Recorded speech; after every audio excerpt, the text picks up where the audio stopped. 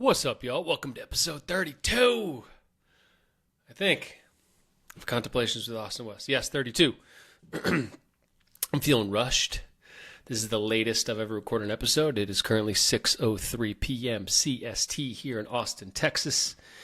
I have a men's group call in an hour. Just got off four back-to-back calls after a 4-hour drop-in this morning to do the final review for the new Entheos website. Dropping next week. Let's go.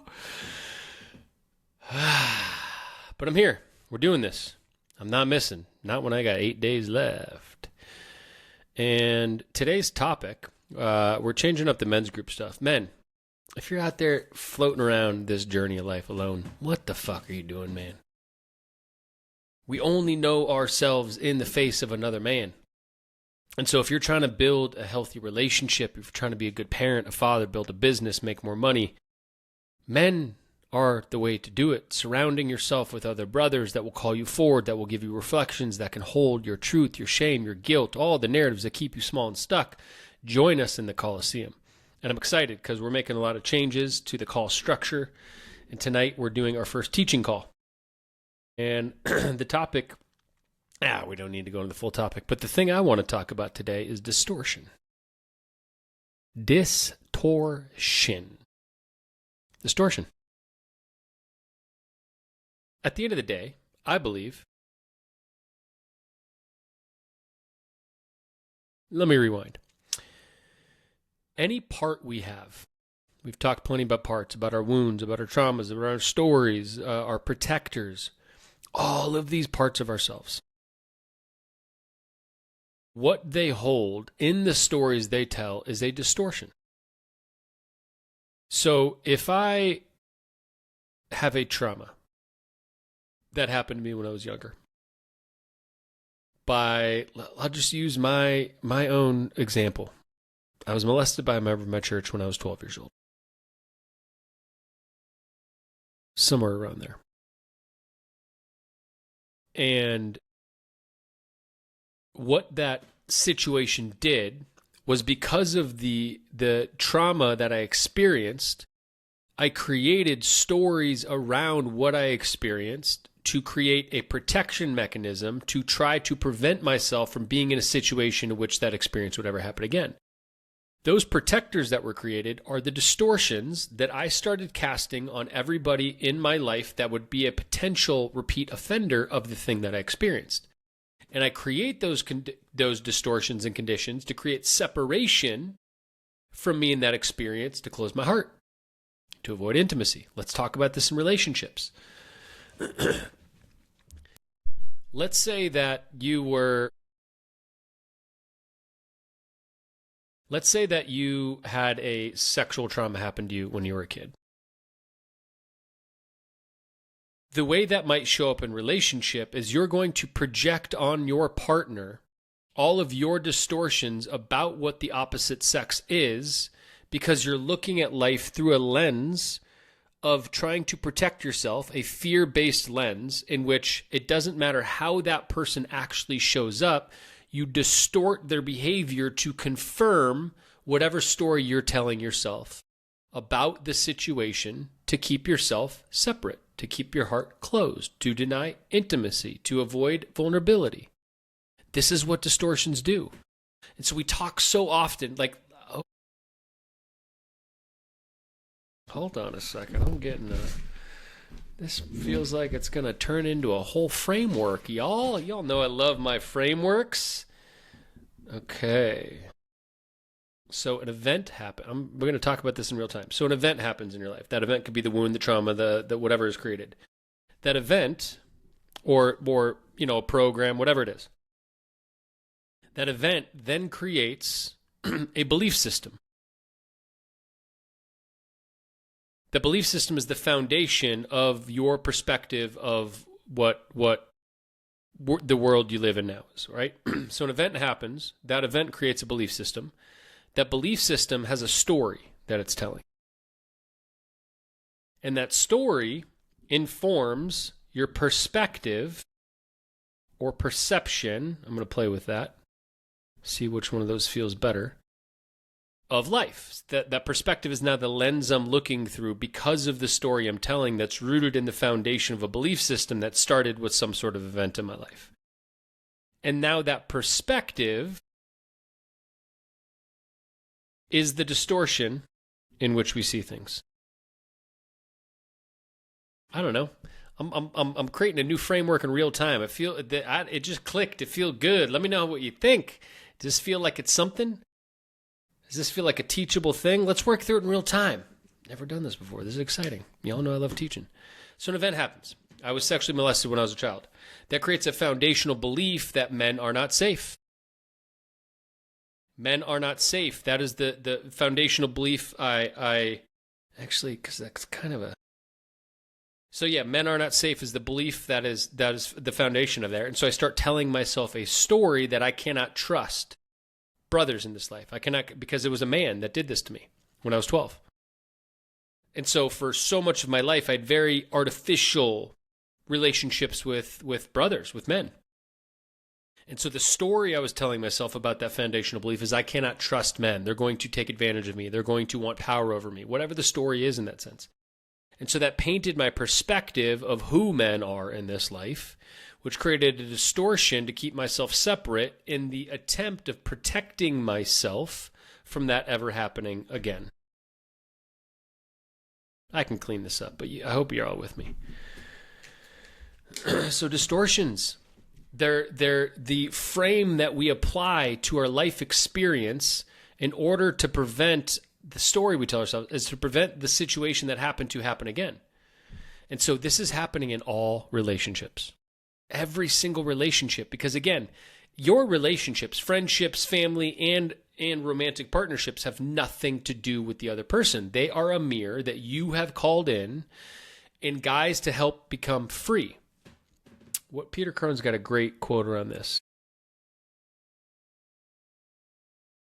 Every relationship in your life is just a reflection of where you're not free. Something along those lines. And so especially in romantic relationships, is I'm purposely going to call in and choose a partner that reflects every single part of me in which I do not have freedom and sovereignty within myself. It has nothing to do with them. Nothing to do with them. Nothing to do with them. They're reflecting back the distortions I hold to keep me separate from truly opening my heart and living in love and intimacy and vulnerability and authenticity with every human being in my life and on this planet. So our distortions are just trying to protect us.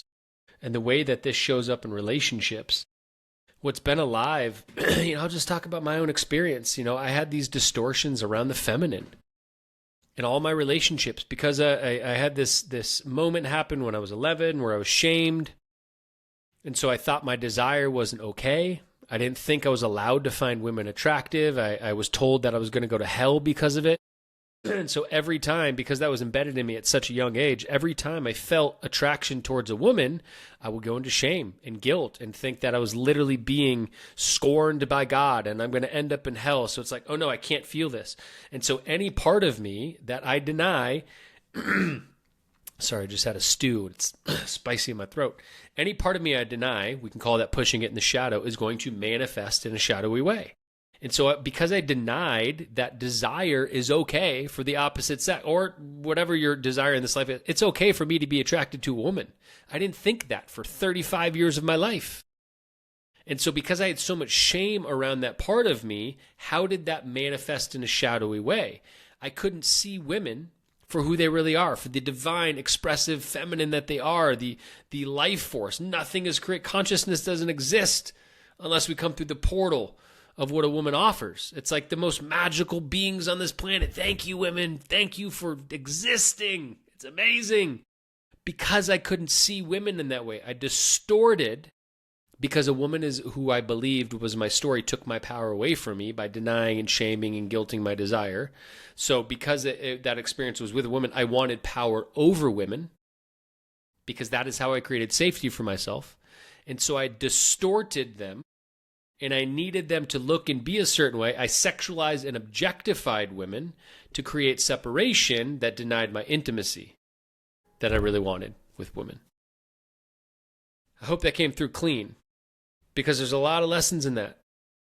I think that meant, and I'm willing to own my projections, brothers, if this triggers you, then there's something there for you to look at. But the reason that I slept around participated in the casual sex culture, which is like sharing the most potent and powerful energy with strangers, is wild to me to think about how often I was doing that.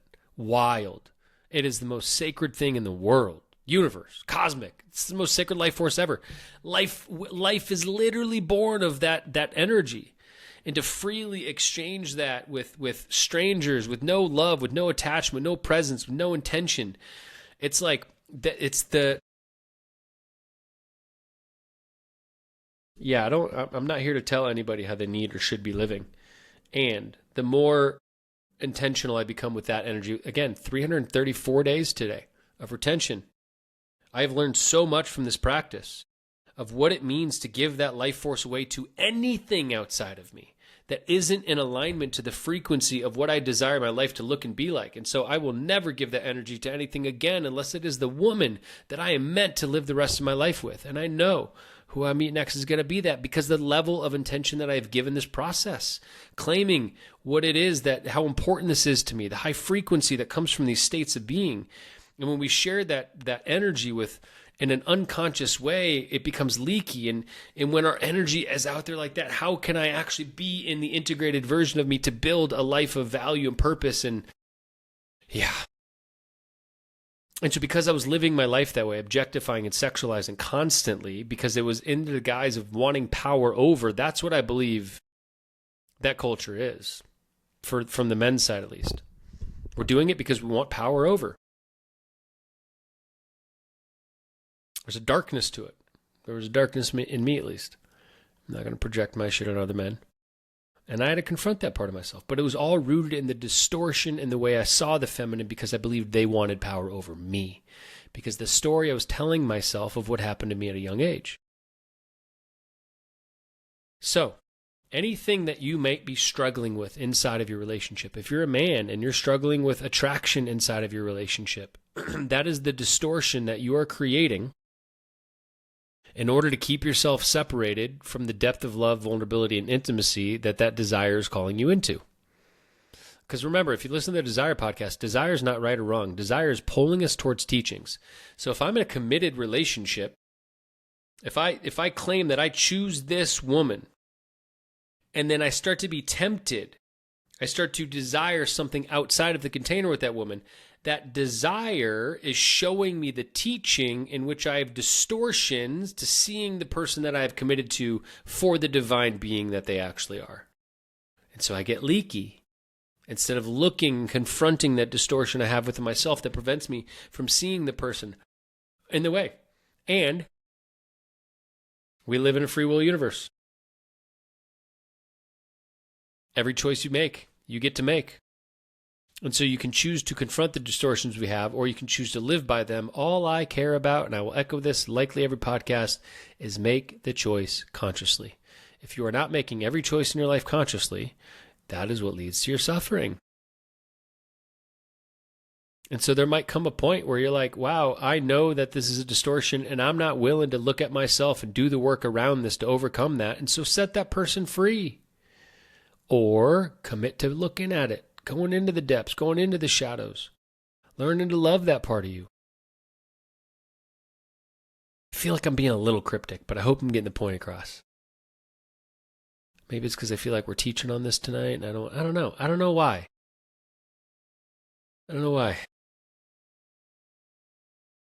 Maybe I'm not being cryptic. Maybe that's my own story as well. But just really starting to realize, like, at the end of the day, I believe that every human being can fully, freely, sovereignly, deeply, profoundly love any other human being on the other side of every single story that we tell. Because we are all divine beings. We are all a part of the fractal of the infinite consciousness that I call God. And because I am a part of that and you are a part of that, we are both perfect. And the only thing that prevents me from seeing you as perfect, as an expression of the divine moving through you in the way that you chose to incarnate in this life, is my distortion. That's it. That is the only thing that would ever prevent me from seeing you in that way. my distortions that look like separation, that look like closure, that look like judgment. Beyond all the stories, beyond the physical realm, beyond the everything. We have the capacity to love every single other human being at the ultimate depths and expression. I believe that I have past my distortions. We're all going to have them at some level. Are we conscious of it? Past all my distortions, I know I can fall in love with every single human being on this planet. That is love in its purest form.